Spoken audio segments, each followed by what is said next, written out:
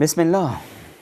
اگه دروغ میگی، اگه غیبت میکنی، اگه اینو اونو اذیت و آزار میرسونی، اگه سنگ میپرونی شیشه همسایه رو میشکنی، اگه مردم از دست و زبان تو در آسایش نیستن، بدون که تو مسلمون نیستی. چرا که پیامبر اکرم صلی الله علیه و سلم مسلمون رو اینطوری تعریف میکنند: المسلم من سلم المسلمون من لسانه و یده. مسلمون اون کسی است که مسلمون ها از دست و زبان او در آسایش باشند.